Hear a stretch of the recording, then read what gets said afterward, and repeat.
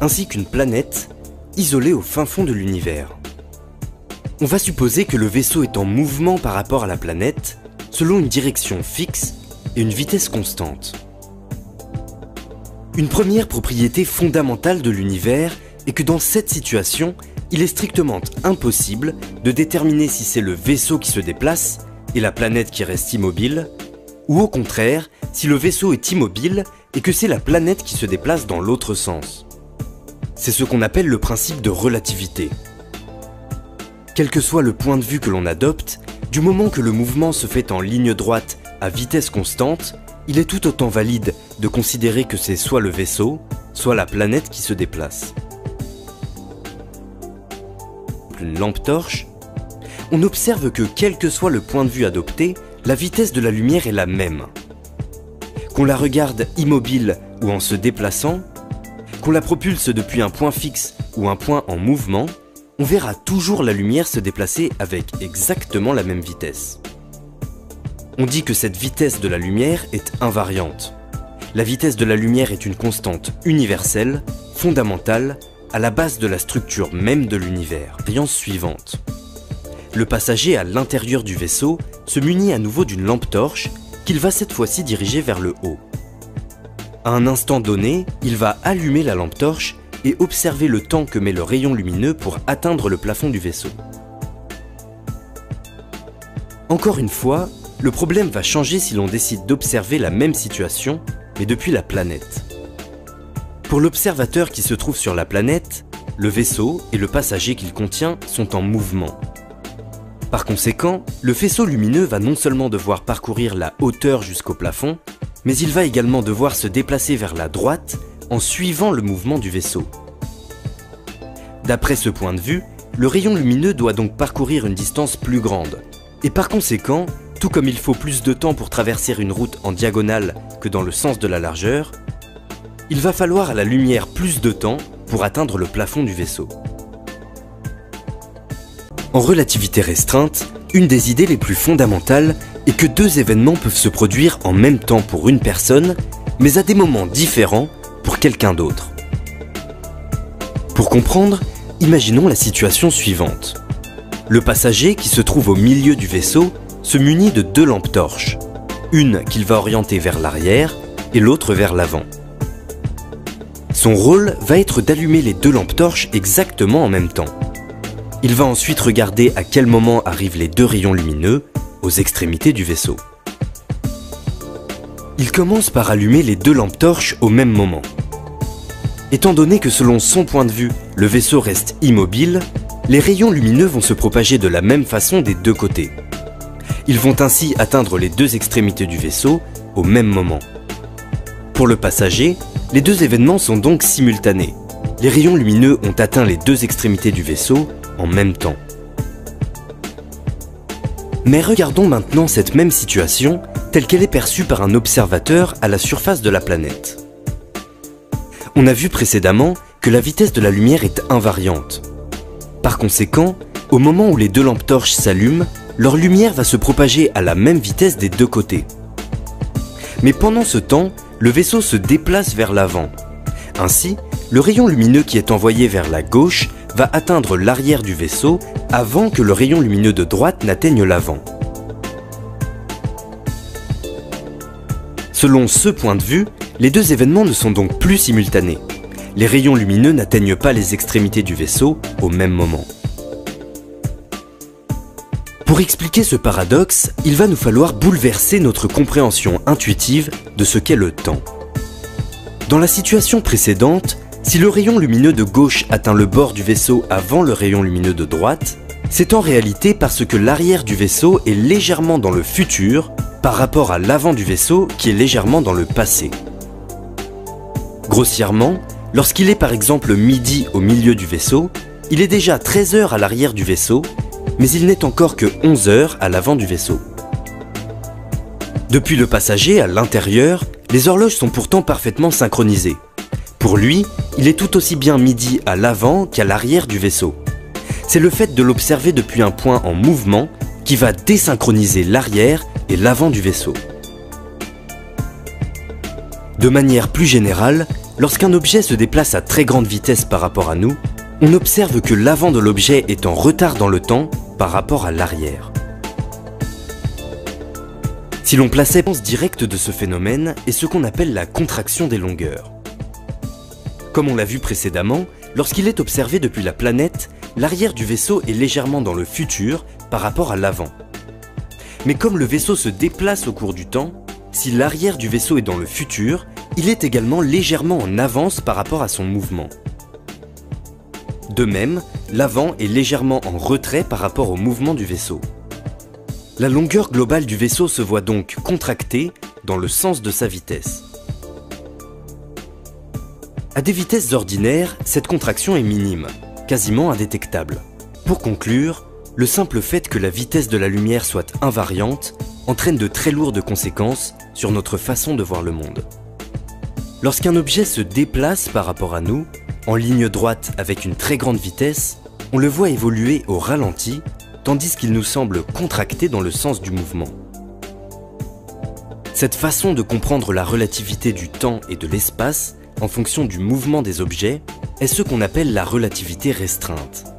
Elle nous enseigne que le temps et l'espace ne sont pas des notions absolues, que deux observateurs vont potentiellement les percevoir de façon différente. Elle entraîne également un grand nombre d'autres conséquences, comme le fait qu'il soit absolument impossible de dépasser la vitesse de la lumière, car ne serait-ce que pour atteindre cette vitesse, il faudrait disposer d'une quantité infinie d'énergie. Mais cette forme de relativité est appelée restreinte, car elle ne s'applique que dans des cas très simples, pour des mouvements qui ne se font qu'en ligne droite et à vitesse constante. Elle n'est pas en mesure de décrire d'autres types de mouvements, par exemple des changements de direction, des accélérations, des ralentissements ou encore des rotations. Pour ce faire, il va être nécessaire de s'intéresser à une théorie beaucoup plus complète qui permet entre autres d'expliquer l'attraction gravitationnelle à partir d'une géométrie déformée de l'espace et du temps. C'est ce qu'on appelle la relativité générale.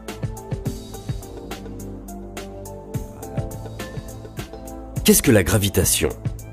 La gravitation, ou gravité, est un phénomène fondamental dans l'univers qui tend à unir les objets entre eux.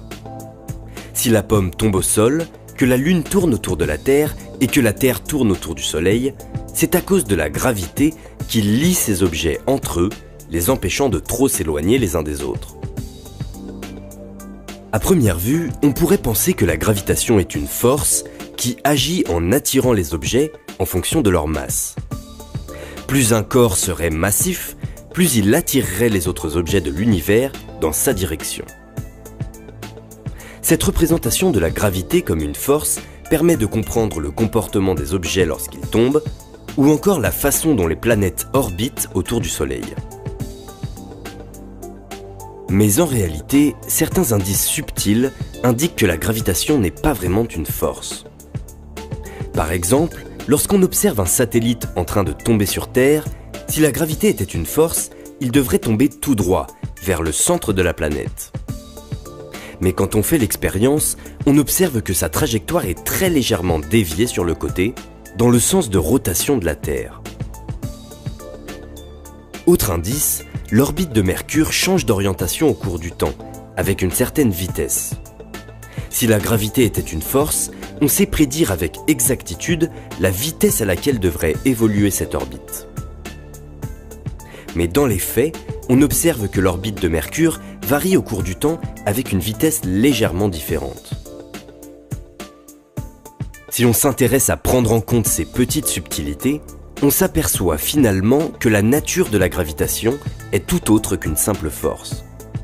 La cerner nécessite de revoir entièrement notre vision du monde, de l'univers tout entier, ainsi que de l'espace et du temps. C'est ce qu'on appelle la relativité générale. Pour se construire, la relativité générale se base presque entièrement sur un principe fondateur, le principe d'équivalence. Le principe d'équivalence postule que tous les objets tombent de la même façon. Il dit que la chute libre n'est pas l'action d'une force, que ce n'est pas un mouvement accéléré de l'objet en train de tomber, mais qu'au contraire, la chute libre est le mouvement naturel des corps. Lorsque des objets tombent sur Terre, La situation revient à dire que ces objets sont en fait au repos et que c'est en réalité le sol qui accélère dans leur direction. Contrairement à notre intuition naïve, c'est le fait de tomber qui constitue un mouvement naturel, un mouvement de repos, tandis que le fait de rester immobile à la surface de la Terre revient en réalité à s'opposer constamment à sa chute, à exercer sans cesse une accélération vers le haut. C'est d'ailleurs pour cette raison qu'on ne ressent notre poids qu'au moment de toucher le sol. Pendant une chute libre, notre corps suit son mouvement naturel, et ce n'est qu'au contact du sol qu'on ressent notre poids, cette action dans nos pieds qui vient s'opposer à la chute. En relativité générale, la gravitation n'est donc plus une force. On pourrait presque dire que la gravitation n'existe pas, ou tout du moins que c'est une illusion. Si les corps nous donnent l'impression qu'ils tombent et qu'ils s'attirent entre eux, c'est parce qu'ils se déplacent de façon naturelle, au repos, mais dans un univers à la géométrie courbée. Les corps ne s'attirent pas entre eux, ils ne font que se déplacer en ligne droite, mais de par leur masse, ils courbent l'espace-temps autour d'eux, ce qui influence les trajectoires des autres objets. L'idée la plus importante de la relativité générale est que tous les corps qui possèdent une masse déforment l'espace-temps autour d'eux. Pour comprendre, si on imagine notre univers comme un immense réseau, une grille d'espace et de temps, un objet massif va avoir pour effet de déformer cet espace-temps autour de lui. Les notions de distance, de direction ou encore d'écoulement du temps sont ainsi perturbées, altérées par la présence de l'objet. De façon naturelle, un corps va avoir tendance à se déplacer en ligne droite. Par exemple, si on lance une pomme au beau milieu du vide intergalactique, elle va continuer sa trajectoire en ligne droite, toujours à la même vitesse. Mais lançons maintenant cette même pomme à proximité d'un objet massif comme la Terre. Comme elle est très massive, la Terre déforme l'espace et le temps autour d'elle. Les lignes droites sont désormais distordues, elles se courbent et s'entremêlent en direction de la planète. Ainsi, quand on lâche la pomme, elle va partir en ligne droite, mais comme les lignes droites ont été déformées par la masse de la Terre, la pomme va progressivement se rapprocher du sol. C'est cet effet qu'on appelle la gravitation. Lorsqu'un corps est très massif, il déforme la structure même de l'univers autour de lui, courbant les lignes droites dans sa direction, et par conséquent, tous les objets qui l'entourent vont avoir tendance à suivre ces lignes courbées et à se rapprocher de l'objet. Pour mieux comprendre, imaginons en parallèle les deux situations suivantes. D'une part, deux observateurs se déplacent en ligne droite vers le haut, à la surface d'un plan, c'est-à-dire une surface non courbée. D'autre part, les deux observateurs se déplacent en ligne droite en direction du nord, mais à la surface de la Terre, qui est une sphère, et donc cette fois-ci une surface courbée. Dans la première situation, pour la surface non courbée, les deux observateurs vont se déplacer en ligne droite de manière parallèle. Ils ne vont de cette façon jamais se rapprocher l'un de l'autre. Mais dans la deuxième situation, à la surface de la Terre, en marchant tout droit, nos deux observateurs vont bizarrement finir par se rejoindre au moment d'atteindre le pôle Nord. Bien que chacun d'eux ait marché parfaitement en ligne droite, un pied devant l'autre, du fait que la Terre est courbée et par conséquent que les lignes droites sont déformées à sa surface, les deux personnes ont eu l'impression qu'une force mystérieuse les attirait, les obligeant progressivement à se rejoindre. Avec cet exemple, on comprend mieux comment le phénomène de gravitation peut émerger à partir de la courbure de l'espace-temps. Les objets semblent s'attirer entre eux, leur trajectoire semble se rejoindre progressivement, mais en réalité, ce phénomène est dû à la courbure des lignes droites, le long desquelles se déplacent les astres. Pour illustrer les différents phénomènes étranges qui apparaissent en relativité générale, dans le cas général, plus on se trouve à proximité d'une source de gravitation, c'est-à-dire d'un objet massif comme le Soleil ou la Terre, plus notre temps va s'écouler lentement. À la surface de la Terre, par exemple, si on compare les horloges de deux personnes, l'une se trouvant au pied et l'autre au sommet de la tour Eiffel, l'horloge de la personne en bas va tourner légèrement moins vite car elle se trouve plus proche du centre de la Terre. Typiquement, pour chaque année qui s'écoule, la personne au pied de la tour aura vieilli d'une microseconde en moins que la personne au sommet de la tour. Cet effet de dilatation des durées est très subtil, mais très important.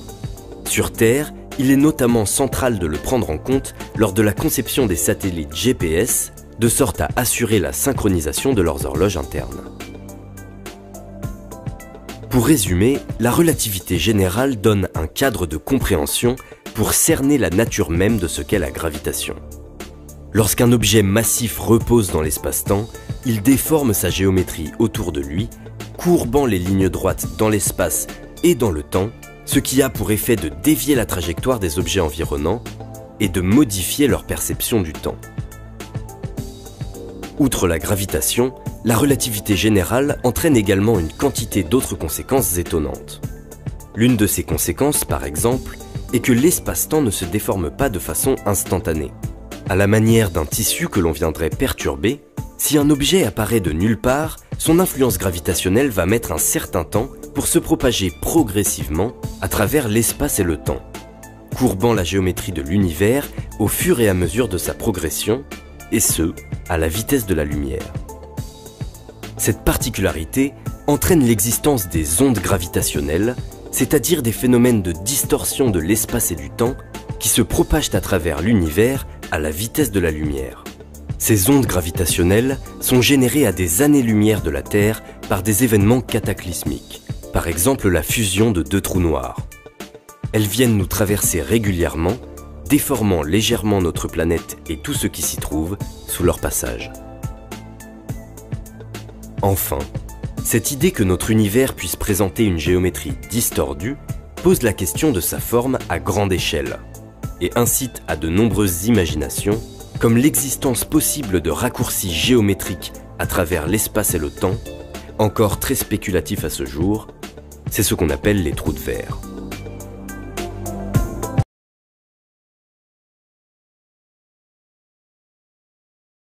Intéressons-nous à un objet fascinant de l'univers, le trou noir. Un trou noir est un objet massif dont toute la matière est principalement concentrée en un seul point. On appelle ce point central une singularité gravitationnelle. À cet endroit précis de l'univers, le tissu d'espace-temps est distordu à l'infini, et la science moderne ne sait toujours pas décrire ce qui s'y passe. À proximité de la singularité, la courbure de l'espace-temps est si intense que toutes les lignes droites pointent dans cette direction. Ici, aucun objet ne peut espérer s'échapper du trou noir. Même pour un rayon lumineux, toutes les trajectoires possibles mènent directement vers la singularité.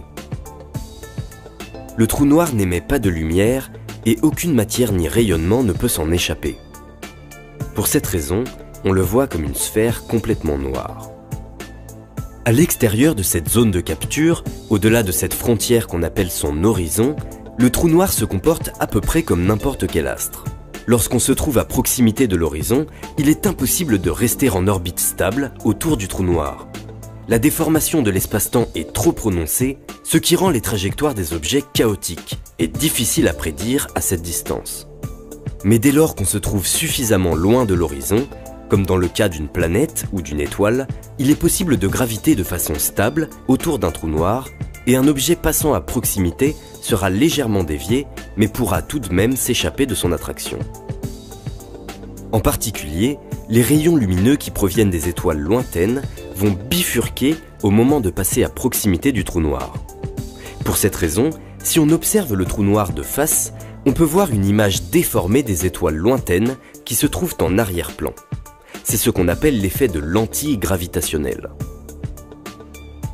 Un autre phénomène intéressant apparaît lorsque le trou noir tourne sur lui-même. Dans le cas d'un trou noir en rotation très rapide, celui-ci entraîne légèrement le tissu de l'espace-temps dans sa rotation. Un objet qui tombe en direction du trou noir, parcourant ainsi une ligne droite courbée, sera légèrement dévié dans le sens de rotation de l'astre. Cet effet très étrange s'applique d'ailleurs également pour la Terre, dont la rotation sur elle-même entraîne très légèrement la chute des corps à sa surface. L'un des phénomènes les plus notables est ce qu'on appelle la dilatation gravitationnelle du temps. Lorsqu'on se trouve à proximité d'un objet massif comme un trou noir, les lignes droites que l'on va suivre sont non seulement déformées dans l'espace, mais également dans le temps. L'écoulement du temps va être altéré en fonction de la distance à laquelle on se trouve d'un objet massif. À grande distance du trou noir, là où la courbure de l'espace-temps est négligeable, le temps s'écoule à peu près comme n'importe où ailleurs. Mais plus on se rapproche du trou noir, plus on va ressentir que le temps s'écoule lentement. À proximité de l'horizon du trou noir, l'espace-temps est tellement déformé qu'il est possible que chaque seconde qui s'écoule pour nous prenne en réalité une année entière pour s'écouler du point de vue d'un observateur lointain.